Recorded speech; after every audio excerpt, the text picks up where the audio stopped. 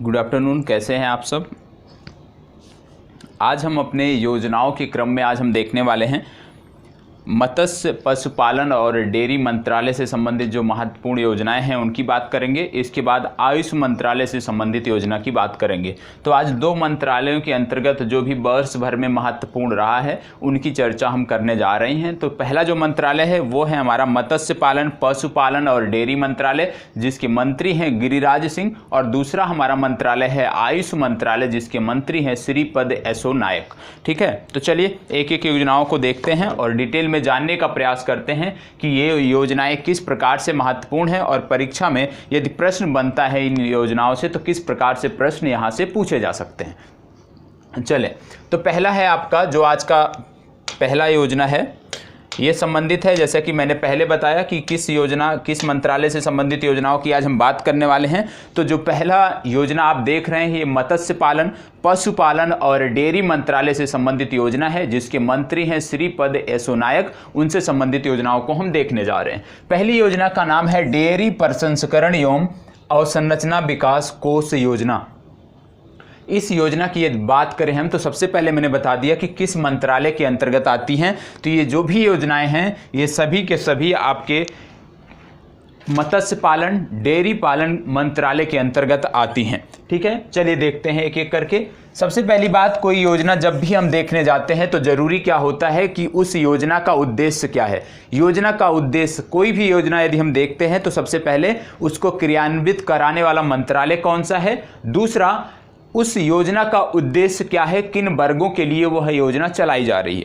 तो जो पहली योजना आपकी है डेयरी प्रसंस्करण एवं अवसंरचना विकास कोष योजना, इसके बारे में बता दें कि ये जो योजना है ये है अतिरिक्त दुग्ध प्रसंस्करण क्षमता एवं संयंत्रों और मशीनरीकरण को आधुनिक बनाना। मतलब डेयरी उद्योग में दुग्ध प्रसंस्करण के क्षेत्र में जो भी लोग कार्य कर रहे हैं, जिस प्रकार से संयंत्र अभी हम यूज कर रहे हैं, उन संयंत्रों को आधुनिक बनाना, उनका आधुनिकीकरण करना, साथ ही इनके प्रसंस्करण क्षमता को भी बढ़ाना इस योजना का लक्ष्य है। इसमें मुख्य जो बात की गई है वो अवसंरचना विकास की बात की गई है कि जो हमारे डेयरी प्रसंस्करण उद्योग हैं उनकी अवसंरचना विकास को किस प्रकार बेहतर किया जा सकता है जिससे बेहतर उत्पादन वहां से हमें मिल सके। तो इस योजना का उद्देश्य ये आपका हो गया, और योजना का उद्देश्य आपको अवश्य पता होना चाहिए। और जब हम अवसंरचना विकास की बात करेंगे, जब हम अवसंरचना का विकास करेंगे इन क्षेत्रों में, तो निश्चित रूप से इनकी जो दक्षता है वो भी बढ़ेगी, और दक्षता यदि बढ़ेगी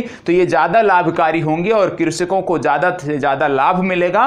और जब ज्यादा लाभ मिलेगा तो जो केंद्र सरकार का लक्ष्य है कृषकों की आय को दोगुना करना, उसके तरफ हम अग्रसरित हो सकेंगे, उसके तरफ हम आगे बढ़ सकेंगे। अब इसमें यदि हम बात कर लें कुछ अन्य महत्वपूर्ण पहलुओं की, तो इसमें यदि आप देखें लाभार्थी कौन है, तो इस योजना के अंतर्गत लगभग 50,000 गांवों को कवर करने का लक्ष्य है। और इसमें बोला गया है कि लगभग 95 लाख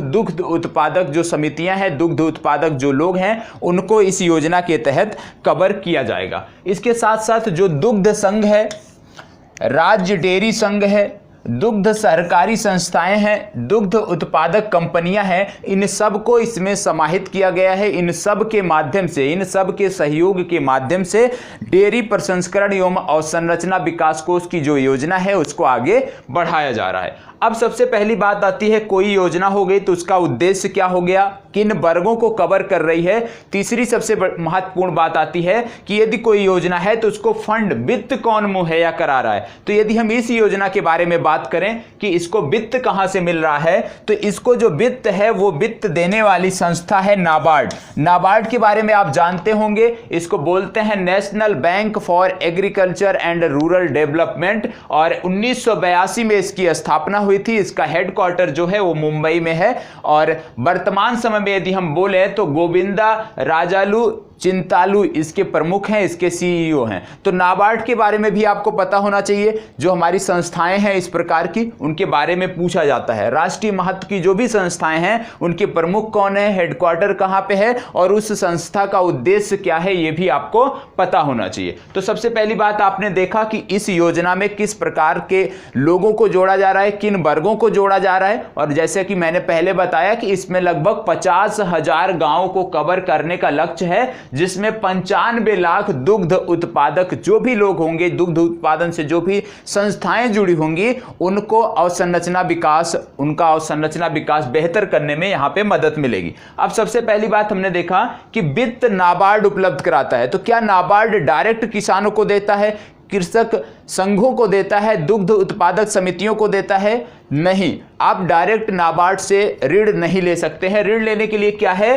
कि नाबार्ड जो संस्था है, नाबार्ड द्वारा राष्ट्रीय डेयरी बोर्ड और राष्ट्रीय सहकारी विकास निगम को ऋण दिया जाता है। मतलब यदि आप इस योजना के अंतर्गत जुड़ना चाहते हैं, इस योजना के अंतर्गत वित्त के लिए अप्लाई करना चाहते हैं, तो आपको क्या करना पड़ेगा? सबसे पहले आपको फॉर्म कहां पे भरना पड़ेगा? राष्ट्रीय डेयरी बोर्ड या राष्ट्रीय सहकारी विकास निगम के पास। क्योंकि ये जो योजना है नाबार्ड फंडिंग कर रहा है, लेकिन नाबार्ड डायरेक्ट किसानों को फंडिंग ना करके राष्ट्रीय डेयरी बोर्ड और राष्ट्रीय सहकारी विकास निगम को फंडिंग करता है, जिसके माध्यम से फिर किसानों को या जो भी दुग्ध उत्पादक समितियां हैं उनको ऋण उपलब्ध हो पाता है।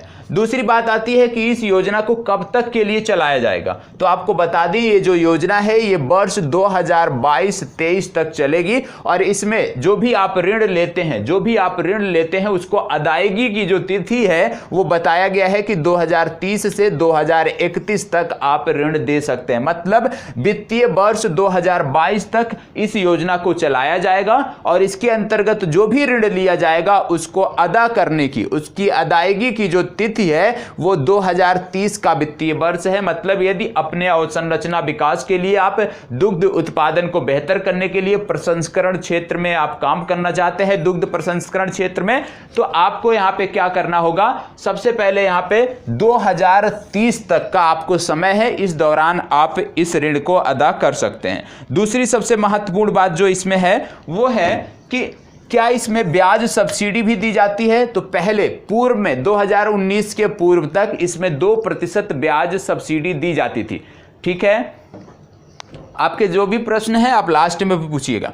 इसमें 2% तक ब्याज सब्सिडी दी जाती थी, लेकिन अभी हाल ही में केंद्र सरकार ने जो ब्याज सब्सिडी थी इस योजना पे उसको 2% से बढ़ाकर 2.5% कर दिया गया है। तो मौजूदा समय में जो आपकी योजना है डेयरी प्रसंस्करण एवं अवसंरचना विकास कोष योजना, इसमें जो सब्सिडी है वो 2.5 तक दी जा रही है और ये जो 7% जो योजना है ये केंद्र सरकार की योजना है, केंद्र द्वारा फंडिंग इसको दी जा रही है। चले आगे बढ़ते हैं और देखते हैं अगला आपकी योजना है जो अगला महत्वपूर्ण है, यह है आपका राष्ट्रीय पशु रोग नियंत्रण कार्यक्रम। और जो लोग हमारे करंट अफेयर से जुड़े होंगे वो निश्चित रूप से इसके बारे में विधिवत जानकारी रखते होंगे, क्योंकि इसके बारे में जब भी उत्तर प्रदेश की हम बात करते हैं तो राष्ट्रीय पशु रोग नियंत्रण कार्यक्रम की अवश्य बात करते हैं, क्योंकि प्रधानमंत्री द्वारा इसकी शुरुआत की गई थी। अब हम देख लें राष्ट्रीय पशु रोग नियंत्रण कार्यक्रम है क्या। तो सबसे पहले मैं बता दूं कि इस योजना की शुरुआत भारतीय प्रधानमंत्री द्वारा मथुरा से की गई थी। यह आपको पता होना चाहिए कि इस योजना की शुरुआत प्रधानमंत्री ने खुद किया है उत्तर प्रदेश के मथुरा से। दूसरी बात आती है कि इसका उद्देश्य था, जानवरों में 2 प्रकार की बीमारियां होती हैं, एक को आप बोलते हैं खुरपका या मुंहपका रोग, दूसरे को आप बोलते हैं पशुजन्य माल्टा ज्वर जिसको ब्रुसेलोसिस भी बोला जाता है। तो इन 2 रोगों के उन्मूलन के लिए प्रधानमंत्री ने मथुरा से इस योजना को प्रारंभ किया था। और जब हम बात कर रहे हैं पशुओं की, जानवरों की बात कर रहे हैं, तो यहीं पे आपको एक शहर मिलेगा मेरठ। मेरठ जो शहर है यहाँ पे जानवरों का पहला स्मारक बनाया जा रहा है, ये भी आपको पता होना चाहिए। दूसरा यहाँ पे आपको बलिया देखने को मिल रहा होगा। बलिया इसलिए लिखा हुआ है क्योंकि प्रधानमंत्री ने उत्तर प्रदेश से 2 से 3 महत्वपूर्ण योजनाओं की शुरुआत की है और जो काफी सफल रही हैं, जिसमें एक है प्रधानमंत्री उज्ज्वला योजना। और जब प्रधानमंत्री उज्ज्वला योजना की शुरुआत की गई थी तो इसकी घोषणा प्रधानमंत्री ने उत्तर प्रदेश के बलिया शहर से किया था। इसलिए यहाँ पे रिवीजन के लिए कि आपका ये भी तैयार हो जाए, इसलिए मैंने यहाँ पे बलिया लिखा है। अब यदि हम बात करें कि इसका लक्ष्य क्या है, तो इस योजना के अंतर्गत रखा गया है कि ये जो दोनों रोग हैं जो विशेषकर पशुओं में होते हैं, जो एक प्रकार से कह लीजिए कि दुधारू पशुओं में ज़्यादातर ये देखने को मिलते हैं, और जिन पशुओं में ये देखने को मिलते हैं उनमें एक प्रकार से देखें धीरे धीरे उनका क्या होता है कि उनकी जो दूध देने की जो क्षमता होती है वो धीरे धीरे कम होती जाती है। मतलब वो धीरे धीरे कुछ वर्षों बाद, कुछ महीनों बाद वो जो पशु होते हैं, जो दुधारू पशु होते हैं, उनकी क्षमता लगातार कम होती जाती है। तो इसके उन्मूलन के लिए जो लक्ष्य रखा गया है वो 2025 तक इसके उन्मूलन के लिए लक्ष्य रखा गया है, और पूर्ण रूप से इसको समाप्त कर दिया जाए भारत से, तो इसके लिए वर्ष 2030 का लक्ष्य रखा गया है। सबसे पहले हम कंट्रोल करेंगे, कब तक कंट्रोल करेंगे? 2025 तक, और इसको जड़ से समाप्त कर देंगे हम 2030 तक। तो ये जो दो लक्ष्य रखे गए हैं ये भी आपको पता होना चाहिए। अब यदि हम बात कर लें कि इन दो रोगों के बारे में, जैसे कि है खुरपका या मुंहपका रोग, दूसरा है पशुजन्य माल्टा ज्वर या ब्रुसेलोसिस जिसको बोलते हैं, ये जीवाणु जनित रोग है। जीवाणु जनित रोग होने के कारण ये जो भी पशु होते हैं उनको एक लंबे समय तक ये बना रहता है। इलाज इसका अभी तक समुचित इलाज संभव नहीं था, इस वजह से ये समस्याएं बहुत बढ़ गई थी। और इसमें यदि हम देखें जो लक्ष्य रखा गया है वो 600 मिलियन से अधिक पशुओं को टीकाकरण करने का लक्ष्य रखा गया है। इस योजना के अंतर्गत 600 मिलियन से अधिक पशुओं का टीकाकरण किया जाएगा, जिससे भारत से इन दो रोगों का पूर्ण रूप से उन्मूलन वर्ष 2030 तक हो सके। यदि हम बात करें माल्टा ज्वर से, तो इसी योजना में बताया गया है कि माल्टा ज्वर से जो मादा बछड़े होते हैं, जो नवजात बछड़े होते हैं मादा, उनका भी टीकाकरण किया जाएगा, क्योंकि ये जो बीमारी है माल्टा ज्वर जो है ये नवजात बछड़ों में ज्यादा देखने को मिलती है। तो इसमें बताया गया है कि माल्टा ज्वर से बचाव के लिए इसमें 36 मिलियन मादा बछड़ों का टीकाकरण भी किया जाएगा। यह भी आपको पता होना चाहिए, इसी योजना से जुड़ा हुआ है। तीसरा, यदि हम देखें कि इसका वित्त पोषण कौन कर रहा है, तो इसका जो वित्त पोषण किया जा रहा है वो 2024 तक केंद्र सरकार करेगी। वर्ष 2024 तक 5 वर्षों की अवधि के लिए 100% वित्त पोषण केंद्र सरकार करेगी। तो इसका जो लक्ष्य है वो 2024 तक इसमें 100% वित्त पोषण केंद्र सरकार करेगी। आगे के लिए क्या होता है उस पर अभी नहीं बोला गया है। दूसरा सबसे बड़ी बात कि क्या यह रोग जो है मनुष्य को भी प्रभावित करता है, तो जी हाँ, ये जो दोनों रोग हैं ये पशुओं के साथ साथ मनुष्यों को भी प्रभावित करते हैं। यदि कोई भी मनुष्य जो है कच्चा मांस का सेवन करता है, या जो भी पशु इनसे प्रभावित हैं उनके दूध का सेवन यदि कोई मनुष्य करता है, तो यह रोग मनुष्यों तक भी फैलने की संभावना बढ़ जाती है। यह रोग मनुष्यों तक भी फैलता है, ये आपको इसमें पता होना चाहिए। तो सबसे पहले यदि इस योजना से कोई प्रश्न बनेगा तो किस प्रकार से बन सकता है? सबसे पहले आपसे पूछा जा सकता है कि राष्ट्रीय पशु रोग नियंत्रण कार्यक्रम के लक्ष्य क्या हैं? तो दोनों लक्ष्य आपको बता दिए गए, 2025 और 2030 का ये दोनों लक्ष्य आपको बता दिया गया। इसमें यदि आप देखेंगे, दोनों में यदि आप देखेंगे कि 2025 तक क्या करना है, इस रोग पर कंट्रोल करना है, और 2030 तक संपूर्ण भारत से इस रोग का उन्मूलन करना है। दूसरा प्रश्न क्या बन सकता है, दूसरा कथन यहां से क्या बन सकता है कि राष्ट्रीय पशु रोग नियंत्रण कार्यक्रम जो है इसकी शुरुआत कहां से की गई थी? तो राष्ट्रीय पशु रोग जो कार्यक्रम है इसकी शुरुआत मथुरा से की गई थी, और इसकी शुरुआत भारतीय प्रधानमंत्री द्वारा किया गया था। यह आपको पता होना चाहिए। तीसरी सबसे बहुत महत्वपूर्ण बात है कि क्या यह रोग जो है पशुओं से मनुष्य में हो सकता है, मतलब क्या इसका प्रसार मनुष्यों तक हो सकता है? तो यह संभव है यदि आप किसी भी प्रभावित जानवर का मांस सेवन करते हैं, अधपका मांस या कच्चा मांस सेवन करते हैं, साथ ही जो भी पशु इससे प्रभावित हैं यदि आप उनके दूध का भी सेवन करते हैं, तो इस रोग की मानव में प्रसार की संभावनाएं प्रबल हो जाती हैं। तो यदि आपने दोनों ही देख लिया आपने, तो ये आपका राष्ट्रीय पशु रोग का नियंत्रण कार्यक्रम जो था वो आपका क्लियर हो गया है। अब आपको इस प्रश्न में किसी भी प्रकार की समस्या देखने को नहीं मिलेगी। तीसरा, हम बढ़ने वाले हैं आगे और देखेंगे राष्ट्रीय बोवाइन उत्पादकता मिशन के बारे में। ये क्या है? राष्ट्रीय बोवाइन उत्पादकता मिशन। ये जो राष्ट्रीय बोवाइन उत्पादकता मिशन है, जैसे अभी आपने पहली योजना देखी डेयरी प्रसंस्करण एवं अवसंरचना विकास योजना, तो उसमें क्या था कि जो प्रसंस्करण उद्योग में लोग लगे हुए हैं उनके लिए कार्य था। अब राष्ट्रीय बोवाइन उत्पादकता मिशन में क्या है कि जो दुग्ध उत्पादक किसान हैं उनके लिए इसमें बेहतरी के लिए कुछ योजनाएं बनाई गई हैं, कुछ उद्देश्य रखे गए हैं। सबसे पहले आपको पता है भारत पिछले 20 वर्षों से दुनिया में दुग्ध उत्पादन में प्रथम स्थान पर, प्रथम पायदान पर विद्यमान है, ये भी आपको पता है। और दुग्ध उत्पादन जो है भारत में बड़े पैमाने पर होता है और यही एकमात्र, यदि हम कह लें, यही एकमात्र ऐसा क्षेत्र है जहां पर ये जरूरी नहीं है कि आप शिक्षित हों, अशिक्षित लोग भी इससे जुड़े हुए हैं और व्यवसाय कर रहे हैं। तो भारत में देखा जाए तो भारत की एक बहुत बड़ी आबादी इस व्यवसाय से जुड़ी हुई है, जो कि अशिक्षित भी हैं लेकिन इस व्यवसाय से अपना बेहतर, एक प्रकार से कहे, खुद भी रोजगार है और दूसरों को भी रोजगार उपलब्ध करा रहे हैं। इसके साथ साथ यदि देखें तो जो पशुपालन है, जो दुग्ध उत्पादन है, ये ग्रामीण क्षेत्र में यदि देखें तो ग्रामीण क्षेत्र का एक प्रमुख व्यवसाय माना जाता है। और भारत में जो गांव हैं, क्योंकि आप जानते हैं भारत को गांव का देश कहा जाता है, तो आप देखने को पाओगे कि ग्रामीण क्षेत्रों में दुग्ध उत्पादन, दुग्ध प्रसंस्करण क्षेत्र की संभावनाएं लगातार बढ़ती जा रही हैं। और उसी को ध्यान में रखते हुए वर्ष 2016 में राष्ट्रीय बोवाइन उत्पादकता मिशन केंद्र सरकार द्वारा प्रारंभ किया गया था। यदि हम बात कर लें राष्ट्रीय बोवाइन उत्पादकता मिशन के बारे में, सबसे पहले उद्देश्य के बारे में यदि हम देखते हैं तो आप देखोगे कि इसमें है कि दुग्ध उत्पादन एवं उत्पाद के क्षेत्र में डेयरी उद्योगों को किसानों के लिए लाभकारी बनाना। मतलब दुग्ध उत्पादन के क्षेत्र में और उत्पादकता के क्षेत्र में जो भी किसान इस क्षेत्र में लगे हुए हैं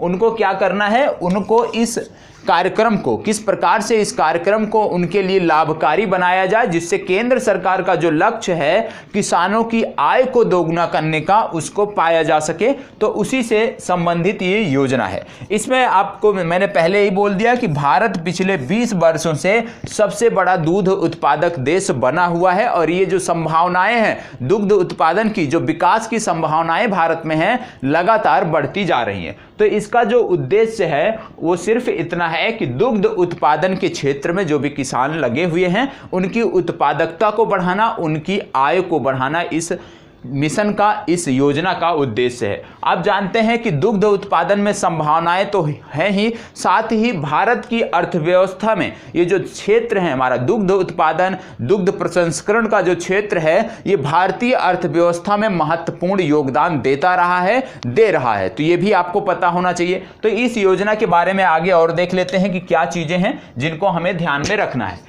इस योजना के 4 प्रमुख घटक बनाए गए हैं कि इस योजना को किस प्रकार से कार्यान्वित कराया जाएगा। तो इस योजना में 4 प्रमुख घटक हैं और ये चारों घटक आपको पता होना चाहिए, जिसमें पहला है पशु संजीवनी, दूसरा है उन्नत प्रजनन तकनीक, तीसरा है ई पशु हाट पोर्टल और चौथा है राष्ट्रीय बोवाइन जीनोमिक सेंटर। अब यदि हम एक एक करके बात कर लेते हैं कि भाई पशु संजीवनी प्रथम घटक जो है ये क्या है। पशु संजीवनी जो प्रथम घटक है राष्ट्रीय बोवाइन उत्पादकता मिशन के अंतर्गत, इसमें बात किया गया है कि यूआईडी के माध्यम से एक विशिष्ट पहचान पशुओं को, जानवरों को उपलब्ध कराई जाएगी। यूआईडी के माध्यम से, जैसे आपका आधार कार्ड है उसी तरह से यूआईडी के माध्यम से एक विशेष पहचान पशुओं को जारी की जाएगी। साथ ही इसके साथ साथ क्या किया जाएगा, स्वास्थ्य कार्ड भी पशुओं को जारी किया जाएगा। सबसे पहले एक विशिष्ट पहचान, दूसरा राष्ट्रीय कार्ड भी यहाँ पे राष्ट्रीय स्वास्थ्य कार्ड भी इनको जारी किया जाएगा। यदि हम दूसरा देखें, दूसरा जो घटक है वो है उन्नत प्रजनन तकनीक। उन्नत प्रजनन तकनीक के बारे में यदि हम बात करें तो आपको बता दें कि इसमें बोला गया है कि उन्नत तकनीक वाले सीमन प्रोडक्शन फैसिलिटी का निर्माण करना, जिससे इस क्षेत्र में जो भी पशु जन्म लेते हैं, जो भी नए पशु आते हैं, उनको जो है एक प्रकार से देखें बेहतर उनकी ब्रीड हो और इससे किसानों की उत्पादकता को बढ़ाया जा सके। तो उन्नत प्रजनन तकनीक के माध्यम से क्या है कि उन्नत तकनीक वाले सीमन प्रोडक्शन फैसिलिटी का निर्माण पूरे भारत में करना है, जिले स्तर पर करना है। तीसरा जो सबसे महत्वपूर्ण बात इसमें है ई पशु हाट पोर्टल। ई पशु हाट पोर्टल क्या है कि यह स्वदेशी नस्ल के प्रजनकों और किसानों में परस्पर संपर्क स्थापित करने का एक माध्यम है। मतलब यदि कोई स्वदेशी नस्ल का प्रजनक है जिसके पास बहुत सारे पशु हैं और वो मंडी, एक प्रकार से देखें विभिन्न मंडियों को भी जोड़ा जा रहा है, तो उसी तरह से एक किसानों के लिए, जो पशुपालक किसान हैं उनके लिए एक मंडी मिल सके, एक पोर्टल मिल सके, उसके लिए ई पशु हाट पोर्टल है, जिसमें स्वदेशी नस्ल के जो भी पशुपालक किसान हैं, जो भी पशुपालक से जुड़े हुए हैं, वो किस प्रकार से अपना व्यवसाय कर सकें, उसके लिए ये था ई पशुधन हाट पोर्टल। और चौथा इसका जो घटक है वो है राष्ट्रीय बोवाइन जीनोमिक सेंटर। राष्ट्रीय बोवाइन जीनोमिक सेंटर में क्या है कि इसमें जो स्वदेशी नस्ल हैं, स्वदेशी नस्ल के जो पशु हैं, उनकी उत्पादकता को बढ़ाने पर जोर है, उनके दुग्ध उत्पादन को बढ़ाने पर जोर दिया जाएगा। तो ये 4 प्रमुख घटक थे इस योजना के,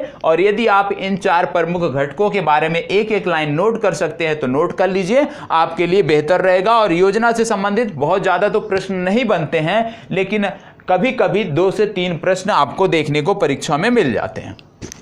चलिए तीसरा देखते हैं हम।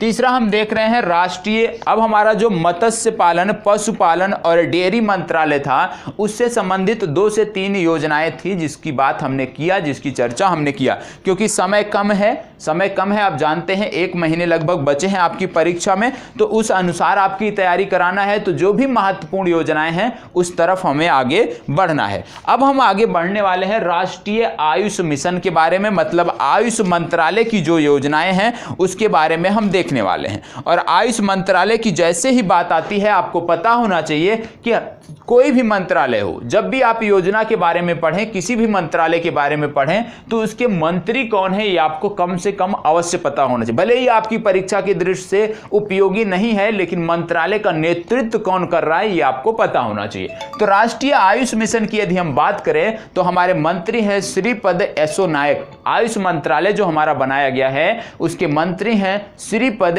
येसो नायक, इनका नाम आपको पता होना चाहिए। अब हम बात कर रहे हैं राष्ट्रीय आयुष मिशन के बारे में। राष्ट्रीय आयुष मिशन क्या है, इसकी शुरुआत कब की गई थी, तो आपको बता दें राष्ट्रीय आयुष मिशन जो है इसकी शुरुआत वर्ष 2014 में की गई थी। वर्ष 2014 में की गई थी।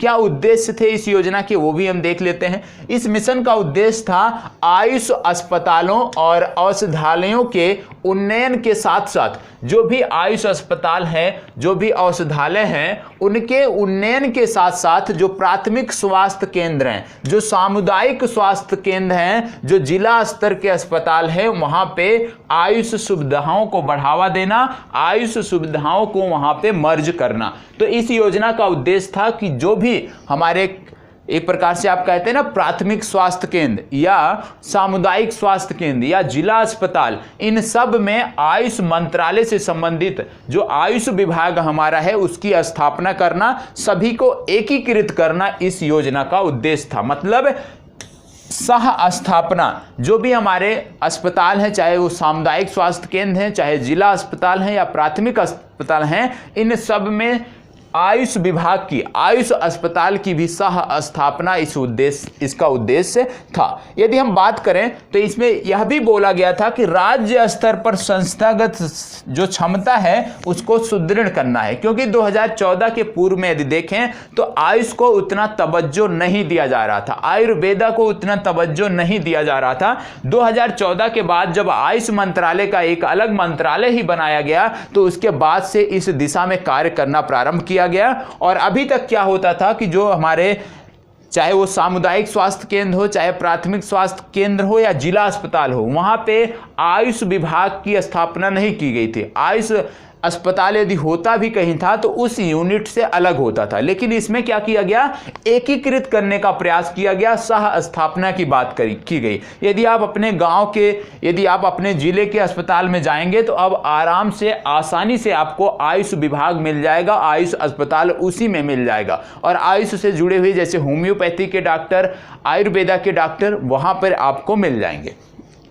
अब इसमें क्या बोला गया है कि इसमें औषधीय पादपों की कृषि पर भी जोर दिया जाएगा। इस योजना में सबसे पहला तो क्या था, सभी की सह स्थापना, एक साथ स्थापना करना या मर्ज करना। दूसरा यहाँ पे था कि राज्य स्तर पर संस्थागत क्षमता को बढ़ाना, जो अवसंरचना विकास के कार्यक्रम हैं उनको बढ़ाना इससे जुड़े हुए। तीसरा था औषधीय पादपों की कृषि करना, क्योंकि भाई यदि औषधीय पादपों की आप कृषि नहीं करोगे और आयुष को आप बढ़ावा दे रहे हो तो कहीं ना कहीं फिर आप आयात पर निर्भर हो जाओगे। ठीक है, तो आयात पर हमें निर्भर नहीं होना है, इसलिए औषधीय पादपों की कृषि पर भी बल दिया गया। अब दूसरा, इसमें सबसे पहले यदि हम देखें तो इसका प्रारंभ किया गया था 2014 में, मैंने पूर्व में बता दिया। और इसका अंत कब, इस योजना का जो अंतिम चरण है इसमें शायद आगे चलकर इसका विस्तार किया जाए, लेकिन अभी तक इसका जो अंतिम चरण है वो 2020 तक है। मतलब 2014 से 2020 तक हमें प्रत्येक प्राथमिक स्वास्थ्य केंद्र में, प्रत्येक सामुदायिक स्वास्थ्य केंद्र में, प्रत्येक जिला अस्पताल में आयुष अस्पताल को भी सह स्थापित करना है। यदि आयुष के बारे में कभी कभी पूछा जाता है कि भाई आयुष का फुल फॉर्म क्या है, ये भी आपको पता होना चाहिए। और यदि आप हमारे साथ जुड़े हैं तो निश्चित रूप से आपको जानकारी होगी, आपको यहां पर कोई समस्या देखने को नहीं मिलेगी। आयुष के बारे में यदि हम देखें तो ए फॉर क्या होता है, आयुर्वेदा, वाई फॉर होता है योगा एंड नेचुरोपैथी, और यू फॉर होता है यूनानी, एच फॉर होता है सिद्धा एंड सोवा रिगपा, और एच फॉर होता है होम्योपैथिक। ये जो नाम हैं इनका ओरिजिन भी कभी कभी पूछा जाता है कि भाई आयुर्वेदा का ओरिजिन कहाँ से है, तो आयुर्वेद का जो ओरिजिन है वो भारत से है। दूसरा पूछा जाता है योगा एंड नेचुरोपैथी, योग का ओरिजिन कहाँ से है, तो भारत को ही माना जाता है। यूनानी की जब बात आती है कि यूनानी कहाँ का है, तो यूनान एक शहर था, आपको पता है, तो ग्रीस से इसकी मानी जाती है। दूसरा यदि हम देखें सिद्धा एंड सोवा रिगपा, तो दो अलग अलग नाम हैं। सिद्धा की यदि हम बात करें तो इसको तमिलनाडु की पारंपरिक औषधि माना जाता है, मतलब दक्षिण भारत की पारंपरिक औषधि आप कह सकते हैं। जब बात आती है सोवा रिगपा, सोवा रिगपा जो है इसको बोला जाता है तिब्बत की पारंपरिक औषधि या लद्दाख की पारंपरिक औषधि। तो इसको आप नोट कर लीजिएगा क्योंकि इसका रीजन जानना जरूरी है। होम्योपैथिक को आप जानते हैं कि जर्मन की एक मेडिसिन बोला जाता है, जर्मन से इसका उद्गम हुआ था। अब दूसरी सबसे महत्वपूर्ण बात क्या है, आप सब देखते होंगे, समाचार पत्रों में भी पढ़ते होंगे कि बनाया जाता है विश्व आयुर्वेद दिवस, राष्ट्रीय आयुर्वेद दिवस, या आप देखते होंगे विश्व होम्योपैथिक दिवस, विश्व यूनानी दिवस। तो आपको यह भी पता होना चाहिए भाई विश्व यूनानी दिवस यदि मनाया जाता है तो क्यों मनाया जाता है, किसके जन्म दिवस पर मनाया जाता है। दूसरा, यदि आप देखते होंगे कि विश्व होम्योपैथी दिवस मनाया जाता है तो किसके जन्म दिवस के अवसर पर विश्व होम्योपैथिक दिवस मनाया जाता है, वह तिथि क्या होती है। विश्व योगा दिवस आप सब जानते हैं, तो विश्व योगा दिवस जो मनाया जाता है उसके बारे में भी आपको पता होना चाहिए। तो आपको क्या करना है, क्योंकि बहुत बार यदि आप करंट अफेयर से जुड़े हैं आजाद MPPSC से, तो बहुत बार जब भी आयुष की चर्चा होती है उसका फुल फॉर्म, उससे जुड़े हुए एक एक तथ्य आपको बताए जाते हैं। तो प्लीज आप करंट अफेयर्स को फॉलो करें और इस प्रकार की कोई समस्या नहीं होगी। तो आज का आपका होमवर्क है कि आप देखेंगे कि विश्व यूनानी दिवस कब मनाया जाता है और किसके जन्म दिवस के अवसर पर मनाया जाता है। इसी तरह देखेंगे कि विश्व होम्योपैथिक दिवस कब मनाया जाता है और किसके जन्म दिवस पर मनाया जाता है। तो ये आपका कार्य है। इसी तरह से आप सिद्धा मेडिसिन देख सकते हैं कि भाई सिद्धा मेडिसिन यदि आई तो किसके द्वारा लाई गई, ये भी आप देख सकते हैं। तो ये आपका होमवर्क है, आप करके अवश्य बताइएगा। नहीं आता है तो बताइएगा, मैं जवाब दूंगा। अब दूसरी बात है कि इसमें अन्य चीजें क्या थी। इसमें थी कि आयुष सेवाएं, जो इसका वेटेज था, इस पूरे योजना को दो भागों में बांटा गया था, दो क्षेत्रों में बांटा गया था, दो घटकों में डिवाइड किया गया था। कौन कौन से, एक घटक था जिसपे 80% जोर दिया गया था, मतलब जो भी फंडिंग होती थी वो 80% उस क्षेत्र पर होती थी, बाकी की जो 20% फंडिंग थी वो दूसरे क्षेत्र पर होती थी। तो इस तरह से दो घटकों में इस योजना को डिवाइड किया गया था। पहला जो घटक था उसमें था आयुष सेवाएं, जैसे मैंने बोला कि प्राथमिक स्वास्थ्य केंद्र हो गए या सामुदायिक स्वास्थ्य केंद्र हो गए, उनमें इनकी स्थापना करना। दूसरा था आयुष शैक्षणिक संस्थान स्थापित करना, और आयुष शैक्षणिक संस्थान लगातार पूरे भारत में स्थापित किए जा रहे हैं। अलग अलग राज्यों द्वारा बोर्ड बनाया गया है जिसके माध्यम से जो कॉलेज होते हैं, जो यूनिवर्सिटियां होती हैं उनको मान्यता दी जा रही है। तो इसमें आप जानते हैं D pharma allopath, D pharma Ayurveda, इस तरह के कोर्स इन शैक्षणिक संस्थाओं द्वारा चलाए जा रहे हैं जिससे आयुष का प्रचार प्रसार हो सके। तीसरा इसमें जो सबसे महत्वपूर्ण था वो स्कूल स्वास्थ्य कार्यक्रम था। स्कूल स्वास्थ्य कार्यक्रम का मतलब ये था कि स्कूल जाने वाले जो भी छात्र छात्राएं हैं उनको योग की शिक्षा देना, उनको परामर्श उपलब्ध कराना जिससे उनका शारीरिक और मानसिक, यदि किसी भी प्रकार का तनाव हो, शारीरिक या मानसिक किसी भी प्रकार की समस्या हो, उसको दूर किया जा सके। तो इसका जो वेटेज था ये 80% था, मतलब 80% जोर इन 3 क्षेत्रों पर दिया जा रहा था। फिर बाद के जो 20% फंडिंग था, 20% जो जोर था वो दिया जा रहा था योग में प्राकृतिक चिकित्सा के क्षेत्र में, टेलीमेडिसिन के क्षेत्र में,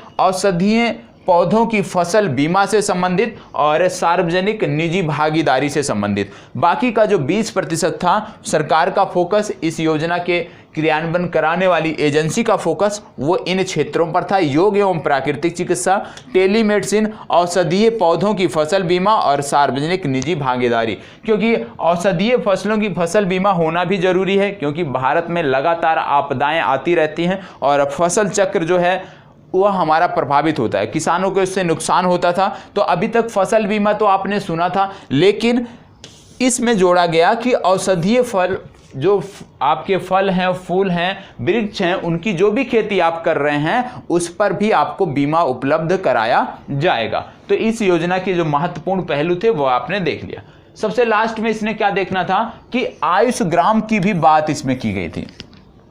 इस योजना के अंतर्गत आयुष ग्राम की बात की गई थी जिसमें बोला गया था कि प्रत्येक ब्लॉक में कम से कम एक गांव को आयुष ग्राम का दर्जा दिया जाएगा और जो आयुष ग्राम का दर्जा प्राप्त ग्राम होगा उसमें क्या होगा, आयुष आधारित जीवन शैली को बढ़ावा दिया जाएगा। मतलब प्रत्येक ब्लॉक से एक आयुष ग्राम का चयन करना था और जो भी आयुष ग्राम होता वहां पर क्या करना था, आयुष आधारित जीवन शैली को वहां पर बढ़ावा देना था। और इसमें यदि हम बात करें वेटेज की तो इसमें देखने को मिलता था कि इसमें जो 10% योगदान जो देना था वो राज्यों को देना था और जो केंद्र शासित प्रदेश हैं उनको देना था। मतलब इस योजना में यदि हम देखें तो 10% हिस्सेदारी राज्य सरकारों और केंद्र शासित प्रदेशों को भी थी आयुष ग्राम के जुड़े हुए के। और इसमें यदि हम देखें तो इसमें बोला गया था कि स्वास्थ्य एवं कल्याण केंद्रों की भी स्थापना की जाएगी। तो यदि इस योजना की बात करें कि क्या क्या पूछा जा सकता है, इस योजना से जुड़ा हुआ कौन से तथ्य पूछे जा सकते हैं, तो सबसे पहली बात, इस योजना की शुरुआत कहां से की गई ये आपको पता होना चाहिए। योजना का मंत्रालय कौन है, उस मंत्रालय के मंत्री कौन है ये आपको पता होना चाहिए। और आयुष से जुड़ा हुआ प्रश्न अक्सर परीक्षा में पूछा गया है, विभिन्न राज्य लोक सेवा आयोगों में फुल फॉर्म पूछ लेता है कि भाई आयुष में यश किससे जुड़ा हुआ है, आयुष में यश का संबंध किससे है। तो आयुष के बारे में ये पूरा फुल फॉर्म आपको पता होना चाहिए। A for Ayurveda, Y for yoga and naturopathy, U for Unani, S for Siddha and Sowa Rigpa, H for homoeopathy. और इसके बाद विश्व आयुर्वेद दिवस कब मनाया जाता है, विश्व होम्योपैथिक दिवस कब मनाया जाता है, इसी तरह से विश्व यूनानी दिवस कब मनाया जाता है और किनके जन्म दिवस के अवसर पर मनाया जाता है। तो ये सारी चीजें भी आपको पता होनी चाहिए। यदि आप इतना कवर करते हैं तो निश्चित रूप से इस योजना से भी संबंधित आपको कहीं भी कोई समस्या देखने को नहीं मिलेगी। तो आज अभी हमने जो देखा, 2 योजनाओं को देखा। एक तो हमने देख लिया आयुष मंत्रालय से संबंधित योजना की और दूसरा हमने देखा था मत्स्य पालन, पशुपालन और डेयरी मंत्रालय से संबंधित योजना की। 2 योजनाओं को हमने देखा है। आगे भी इसी तरह से योजना को हम कवर करेंगे और प्रयास करेंगे कि जो महत्वपूर्ण योजनाएं हैं, जो इन दिनों चर्चा में है, जहां से प्रश्न आपके लिए बन सकते हैं, उनको सबसे पहले कराया जाए। क्योंकि यदि योजनाओं की हम बात करें तो लगातार यदि हम देखें तो कम से कम आपको 100 से 150 योजनाएं पढ़नी हैं और वो सारी महत्वपूर्ण नहीं है क्योंकि प्रश्न तो 1 से 2 ही बनते हैं। तो जो भी समसामयिक संदर्भों में चर्चा में है उन योजनाओं को हमें साथ लेकर चलना है, उन योजनाओं को आप तक पहुंचाना है जिससे आपकी परीक्षा में कहीं भी कोई भी समस्या देखने को ना मिले।